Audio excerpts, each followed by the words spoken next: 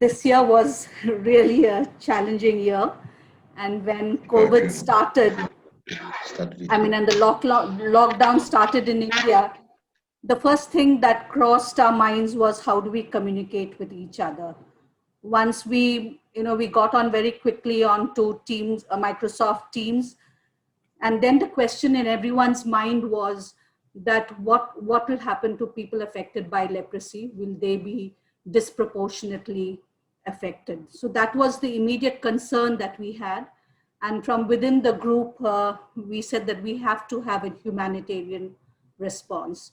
So somebody from our senior team quickly put together some things based on ground reality.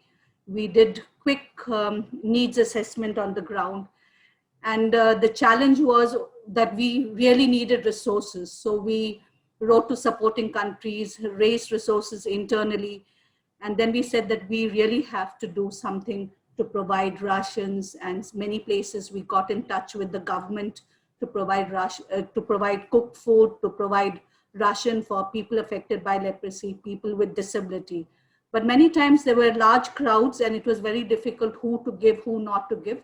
But this target group remained our prime focus, and then we gave to other migrant people who really were in need. So among the people in the community, our self-help groups, our champions who all had WhatsApp groups, they communicated very with each other. Where we could help, we helped out. Where they could provide help from other NGOs, they did that. And where we needed to bring notice of government authorities, we did. So that's how we provided grocery and hygiene kits to over 10,000 people. The next thing what we realized was there was so much of stigma and discrimination associated with COVID.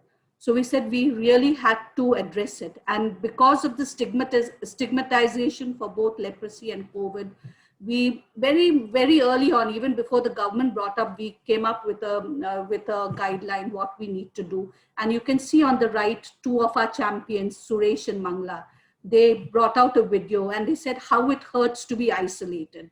And therefore we said it hurts to be isolated. We should not discriminate even if you have COVID. So that was something which we really circulated. It got translated. And then we came up with this campaign, Virus Pe Vijay, which is victory over the virus. Then we came up with many different ideas of doing floor paintings, of songs, of putting this up on social media.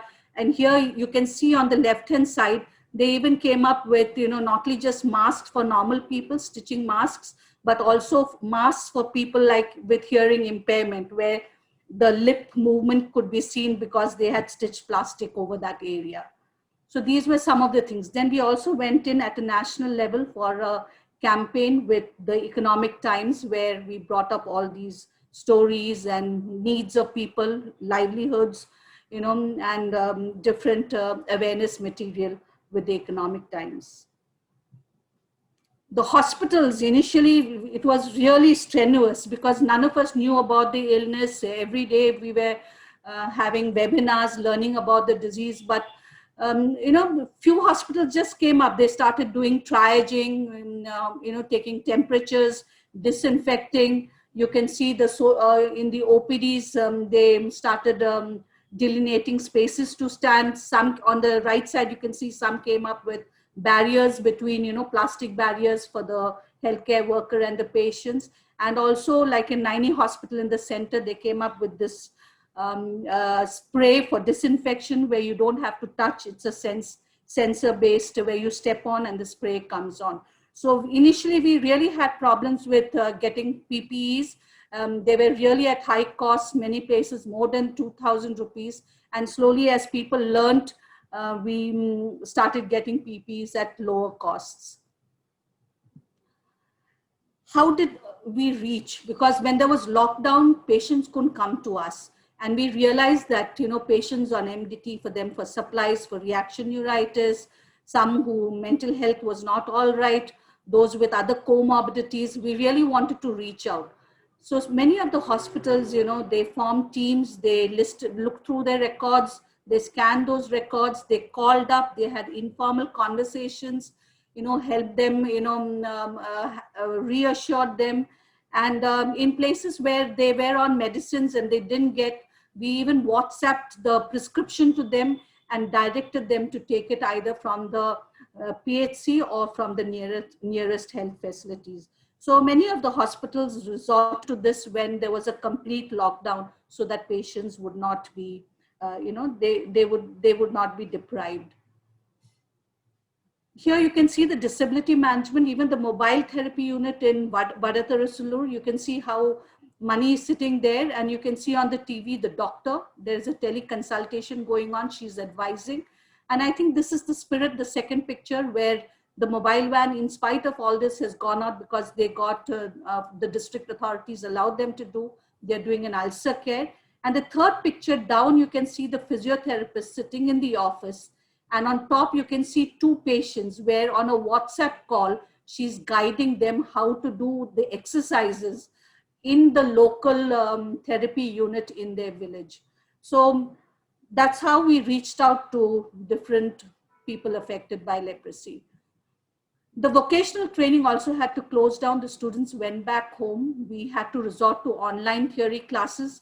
So the instructors have to be trained on how to use these online platforms. So we did that, and we segregated students, those with smartphones and those without smartphones.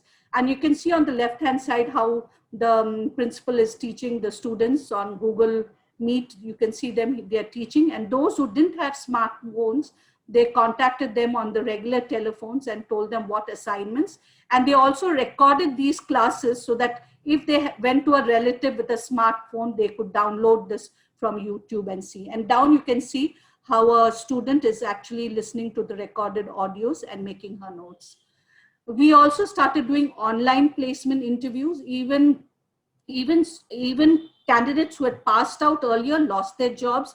So livelihoods is really a problem. And on the right, you can see how in Vizianagaram, they did these online placement interviews, and they have about 93 placements now along with the employers. The bottom right says about the online application for the next session. This has been a challenge because most of the students don't know how to download. So we've gone through our hospitals and the district and state authorities on helping us help students to fill up their forms.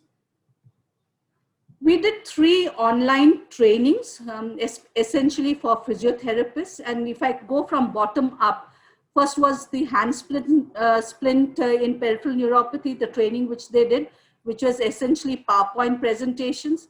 The second one, customized footwear in the management of foot deformities. They did both presentations and case demonstration. And the third one, which is 8 modules, which they did once a week. They learned much more, and they had reference documents, case demonstrations. Here you can see how they are showing the increase in their knowledge, but we are improving each of these. We still need to see how to improve, assess the skills. And this is my last slide, which shows the impact of COVID-19, our relief and awareness campaign. That's in just what we did in TLM India. Thank you.